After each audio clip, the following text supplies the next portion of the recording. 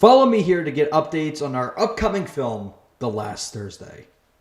What is going on, guys? Welcome to videos, and welcome back to my WTF Series reviews, where I review something so bad that it's good or something so bad that I would much rather chug on hand sanitizer.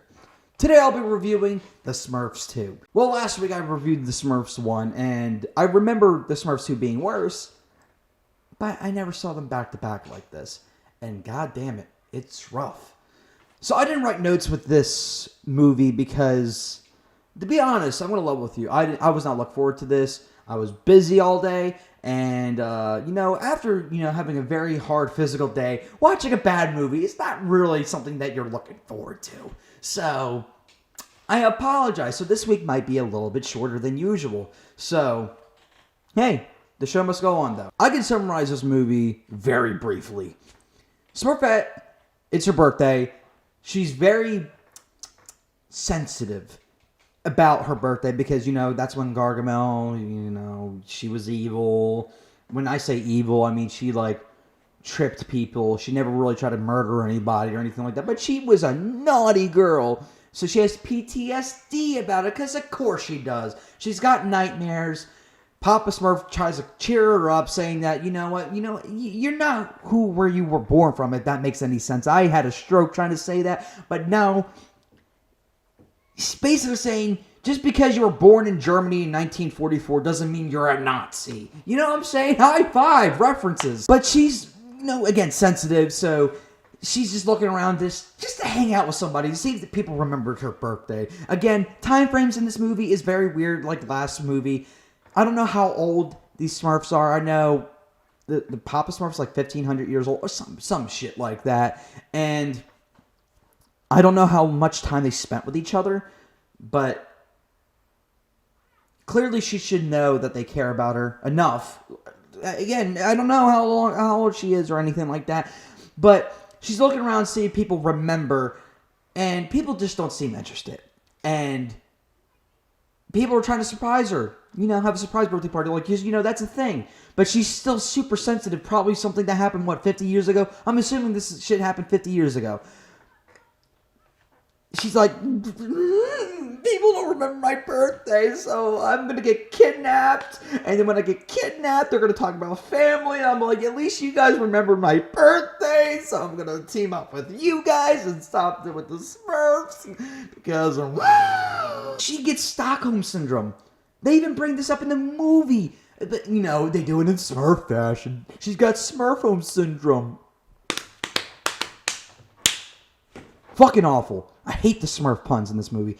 Garbage ass. I would never watch the cartoon because of that. There's two stories being told, right? You got the Patricks and the Doyleman storyline, and then you got the Smurf storyline running at the same time, but they're supposed to be separate, even though they're literally spending 90% of the movie next to each other. Because conveniences. Let's talk about conveniences for a second. Let's talk about two sides of this really quick. For the script Nazis out there, conveniences are okay in movies. They're okay in scripts as long as they are not distracting and they serve the plot. And you can't have too many of them. And for the people that say, we'll call you film plushies. For you film plushies out there, having a film rely on conveniences, that's a thing called CW. Rest my case. And this film is riddled with them. Like, you have Smurfette dancing with the naughties. And you have Papa Smurf in this dramatic scene. He's smacking the window, screaming Smurfette. And for some reason, she can't hear him. But she's spinning around in his general direction. She should, if she opened her fucking eyes, she would literally see him. But she's closing her eyes because she's so happy because Rodney, oh my God, it's so sweet. Oh. Literally, in that same scene, when Gargamel comes back, he gives her a little wine, gives her power, she shoots a fucking mirror, it comes back into the window, smacking the Smurfs, they're falling off the building, and remember, we're in Paris in this film. We're in Paris. This big-ass city. Huge. With people running around all over the goddamn place, whatever. Yeah, Patrick and Doyle Sr., who's a goose or a duck or something, happened to turn the corner as they're falling.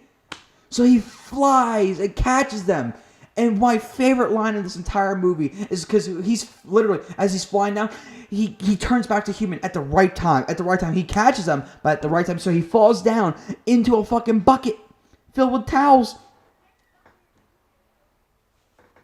Great screenwriting. Where's your Oscar? Patrick comes up. He's like, "Where's Smurfette?" And they're like, "We're too late."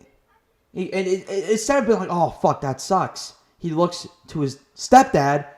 He's like, "This is your fault. This is all your fault." Don't get me wrong. In this scenario, it kind of sort of was his fault. But when you really look at it, Patrick has been harping on this fucking dude since the film began. Every fucking sequence was just, "God damn it!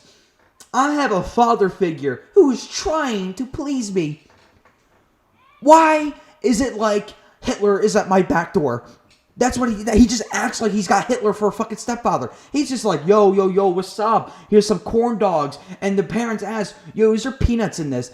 And he says no. But before they can let him finish, they're like, "Okay, kid, eat it." And he's like, "But it is cooked with peanut oil." And they're like, "Oh my God, he's dying." And I'm like, that's what you get for not letting him finish. Because clearly he wasn't done talking. So if anything, that's the parents' fault. But again, since it's his dad, it's his fault. And He gives his son a crown, blue, because again they hate their child blue. So he puts on a crown on him and he wears a crown. And then he's like, "Oh my God, you see what he's doing? He's being a horrible fucking figure."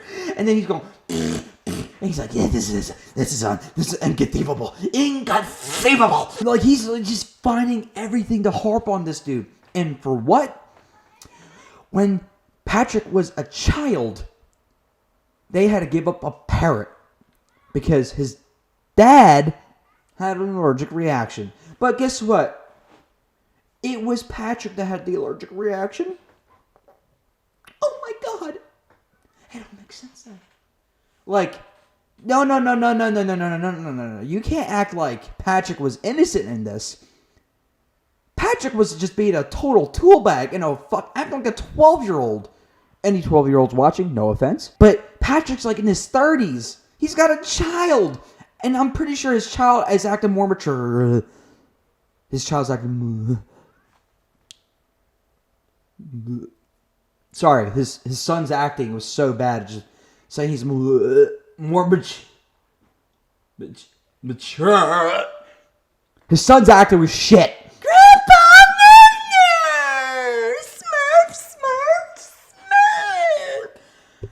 I swear to God, my ears are fucking bleeding. But like that entire plot line with the fucking father, it was awful. The main theme about this: it doesn't matter where you were born; it matters how you were raised. They have decent messages, but their execution, it's awful. Imagine trying to execute someone with a Nerf gun. That's this movie. Like the intended target, you can point, aim, and shoot. But you're not going to kill them. The naughties were awful. Not even...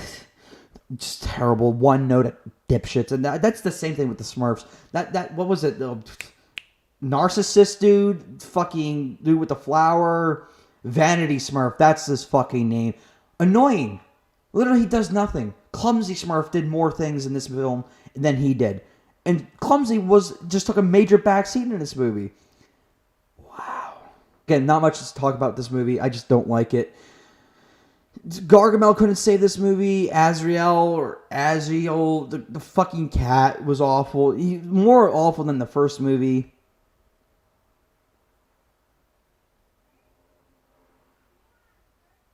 Well, that'll be it for this week. If you guys want to tune in to the end of the credits, you'll see what I'll be reviewing next week. I have a Twitter, Cubs_videos. Go follow me there for the latest news updates on my channel, guys. I have a Patreon, patreon.com/CubsVideos. Everything helps with the channel. Thank you. Later.